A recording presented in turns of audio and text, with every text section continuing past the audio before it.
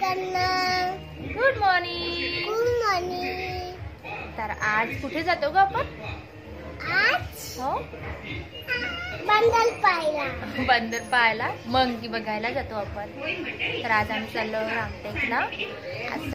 तर आम्ही 11:30-12च्या दरम्यान मध्ये रामटेकला पोहोचलो.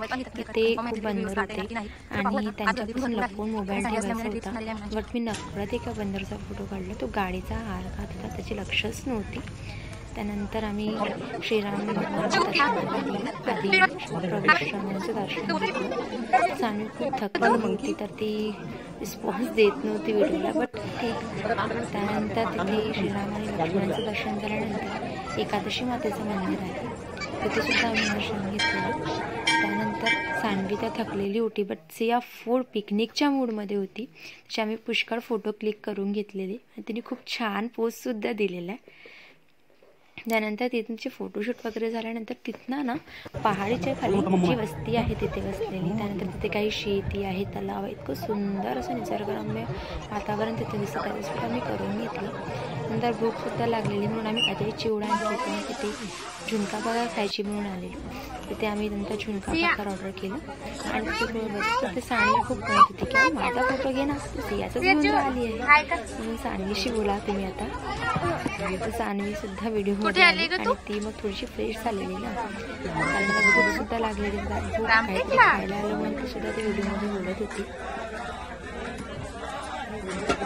तिथे 2 काकू हाताने छान ज्वारीच्या गरम पाण्याने मळून ज्वारीच्या पिठाची हाताने थापून भाकरी करत होती. एकदम घरगुती जेवण तिथे होतं. जेवणामध्ये त्यांनी छान गरम गरम भाकर जेवण करा, पटापट जेवण कर, मग मिळणार नाही जेवण.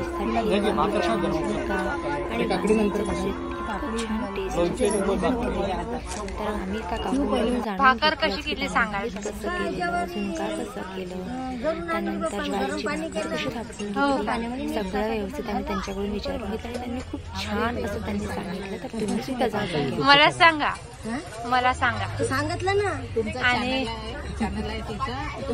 तुमचा व्हिडिओ येईल ना, सांगा.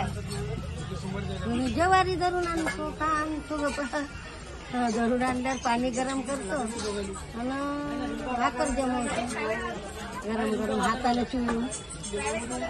फक्त ज्वारीचीच राहते. ज्वारीची आहे माझ्याजवळ. मी सांगत नाही, मी पहिल्यापासून आमचे लहान पोरं पुढे जात होतो. हे तुमचं किती दिवसापासून आहे ते? आमच्या दुकान तर लोक 30-35 वर्ष. तुमचा मुलगा आहे का?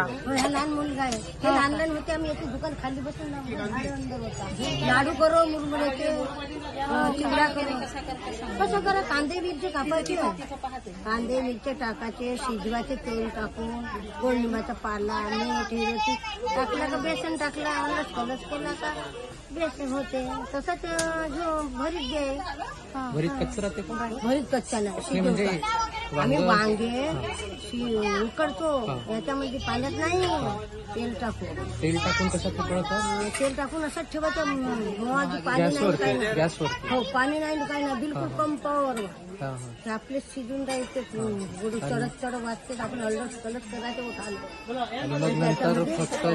मग त्याचे फोडले गाळायचे. मग कांदा मिरची गोडलिंबाचा पाला टाकला, त्याला शिलाचा, मग थोडस एखादा गिलासानं चुरा करायचा आणि टाकून द्यायचा. वरून तेल वगैरे राहते का? तेल वरून नाही, खालून. पहिले सुरुवातीला लावलेलं आम्हाला पहिले कधीच लागते त्याला, आणि तेल जास्तच राहायचं आमचा भरता लागून घेऊन का पोटदाराचं त्याच्यात दिसून नाही पडत. किती टाकतो आम्ही.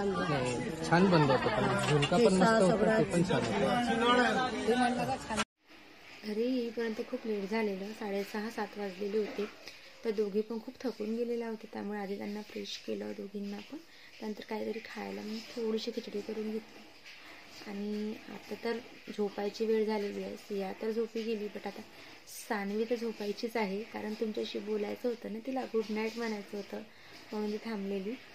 तर आमचा आजचा ब्लॉग तुम्ही नक्की बघितला दुसऱ्याने बघाल. आवडल्यास लाईक, शेअर आणि सबस्क्राईब करा. आणि काही आमच्या चुकी, आम्हाला काही आणखी इम्प्रूव्ह करायचं तर तुम्ही सांगा कमेंट्स बॉक्समध्ये. तर सानवी त्यांना गुड नाईट बोल. Good night. Bye bye. Bye.